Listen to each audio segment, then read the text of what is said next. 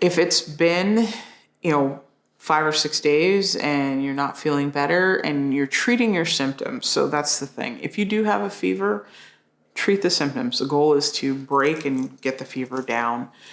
Utilize over-the-counter medications per the instructions, and see what you can do to break and calm your fever if possible.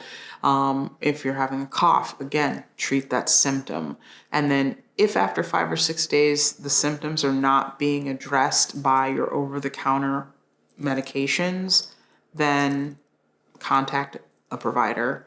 Again, telemedicine. Get in to see your provider if they're still seeing people, and see what you can do to be tested, because tests are more readily available now, and there's a lot of places that are doing drive-up testing, and you can rule out what the situation is.